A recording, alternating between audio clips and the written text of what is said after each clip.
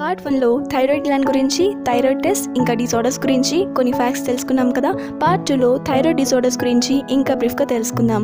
Part 1లో already hypothyroidism causes, symptoms and తీసుకోవాల్సిన precautions గురించి తెలుసుకున్నాం. ఇప్పుడు హైపర్ థైరాయిడిజం గురించి తెలుసుకుందాం. హైపర్ థైరాయిడిజంని ఓవర్ యాక్టివ్ థైరాయిడ్ అని కూడా పిలుస్తారు. థైరాక్సిన్ ఎక్కువగా సెక్రెట్ అవ్వడం వలన హైపర్ థైరాయిడిజంని గమనించవచ్చు. హైపర్ థైరాయిడిజం ఉన్న వాళ్ళలో బాడీ మెటబాలిజం యాక్సిలరేట్ అవ్వడం, సడన్గా వెయిట్ లాస్ అవ్వడం, ఇంకా టాకికార్డియా అంటే ర్యాపిడ్ హార్ట్ బీట్ సిమ్టమ్స్గా గమనించవచ్చు. హైపర్ థైరాయిడిజంకి చాలా ట్రీట్మెంట్స్ ఉన్నాయి. Doctors thyroid hormone levels protection తగ్గించడానికి anti thyroid medications and radio active అయోడిన్ని ఉపయోగిస్తారు. కొన్నిసార్లు థైరాయిడ్ గ్లాండ్లో కొంత పార్ట్ని లేదా మొత్తం థైరాయిడ్ గ్లాండ్ని తీయడం హైపర్ థైరాయిడిజం ట్రీట్మెంట్ సర్జరీలో గమనించవచ్చు. హైపర్ థైరాయిడిజం ట్రీట్మెంట్ తీసుకున్నాక చాలామంది బాగా రెస్పాండ్ అయ్యారని స్టడీస్ చెప్తున్నాయి. హైపర్ థైరాయిడిజం సింటమ్స్ చాలా ఉంటాయి. మీ డైట్ సరిగ్గా ఉన్నా కూడా వెయిట్ లాస్ అవ్వడం, టాకికార్డియా అంటే rapid heart beat 100 beats per minute, arrhythmia అంటే irregular heart beat, heart palpitations, బాగా ఆకలి వేయడం, యాంగ్జైటీగా ఉండడం, భయపడుతూ ఎప్పుడూ చిరాకుగా ఉండడం, చేతి వేళ్ళు చేతులు వణకడం, చెమటలు, మెన్స్ట్రల్ ప్యాటర్న్స్ చేంజ్ అవ్వడం, వేడి పదార్థాలు కానీ వేడిగా ఉండే కండిషన్స్ని బాడీ టాలరేట్ చేయలేకపోవడం, స్టమక్ అప్సెట్ అవ్వడం, అలసట, మజిల్ వీక్నెస్, హెయిర్ థిన్ అవ్వడం, నిద్ర పట్టకపోవడం, నెక్ బేస్లో స్వెల్ అవ్వడం మెయిన్ సిమ్టమ్స్గా గమనించవచ్చు. హైపర్ థైరాయిడిజం అనేది గ్రేవ్స్ డిసీజ్, ప్లమ్మర్స్ డిసీజ్ ఇంకా థైరాయిడిటిస్ వల్ల కాజ్ అవుతుంది. గ్రేవ్స్ డిసీజ్ ఒక ఆటోఇమ్యూన్ డిసీజ్.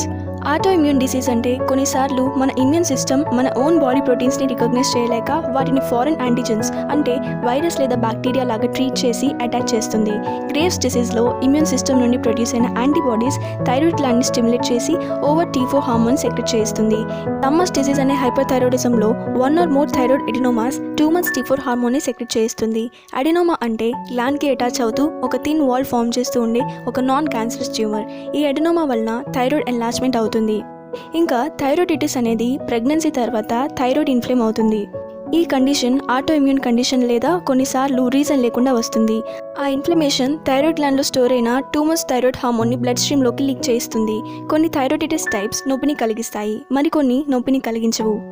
హైపర్ థైరాయిడిజం వల్ల చాలా కాంప్లికేషన్స్ అండ్ రిస్క్ ఫ్యాక్టర్స్ ఉన్నాయి. వాటిలో heart problems, brittle bones, eye problems, red skin and thyrotoxic crisis ఉన్నాయి. హార్ట్ ప్రాబ్లమ్స్ దీనిలో arterial fibrillation, congestive heart failure చూడొచ్చు.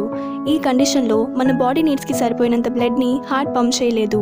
దాన్నే కంజెస్టివ్ హార్ట్ ఫెయిల్యూర్ అంటాము. Brittle bones hyperthyroidism treat చేయకపోతే అది వీక్ అండ్ బ్రిటిల్ బోన్స్కి దారితీస్తుంది. ఆ కండిషన్ని ఆస్టియోపోరోసిస్ అంటాము. ఆస్టియోపోరోసిస్ అంటే బోన్ రిజార్ప్షన్ వలన బోన్ మాస్ తగ్గిపోవడం. దీనివల్ల కాల్షియం లాస్ అవుతుంది అండ్ ఫ్రాక్చర్స్ అయ్యే ఛాన్సెస్ ఎక్కువ అవుతాయి. ఆస్టియోపోరోసిస్ అనేది age related disorder. Oestrogen levels తగ్గడం అనేది కామన్ కాజ్. ఈ కండిషన్ని పోస్ట్ మెనోపాజ్ ఉమెన్లో చూడొచ్చు. ఐ ప్రాబ్లమ్స్ గ్రేవ్స్ ఆఫ్థాల్మోపతి అనేది హైపర్ థైరాయిడిజంకి మెయిన్ కాజ్. స్మోక్ చేయడం వల్ల ఇది ఐస్కి కన్ఫర్మ్గా ఎఫెక్ట్ చూపిస్తుంది. ఈ కండిషన్లో ఐస్ పెద్దగా అవ్వడం, విజన్ బ్లర్గా అవ్వడం, డబుల్గా కనిపించడం జరుగుతుంది. ట్రీట్ చేయకపోతే చూపును కోల్పోయే వరకు దారితీస్తుంది. రెడ్ స్కిన్ కొన్ని కండిషన్స్లో గ్రేవ్స్ డిసీజ్ ఉన్నవాళ్ళు గ్రేవ్స్ డెర్మోపతిని డెవలప్ చేసుకోవడం చూస్తాము. ఈ కండిషన్లో రెడ్ స్కిన్గా అయ్యి స్వెల్ అవ్వడం చూస్తాము. థైరోటాక్సిక్ క్రైసిస్ ఈ కండిషన్ అనేది చాలా రిస్కీ ఫ్యాక్టర్స్గా చెప్పొచ్చు. ఫీవర్, హైపల్స్ ఇంకా డెలీరియం అంటే మతిమరుపు సిమ్టమ్స్గా గమనించవచ్చు. ఈ కండిషన్ ఉంటే ఇమీడియట్గా మెడికల్ కేర్ తీసుకోవాలి.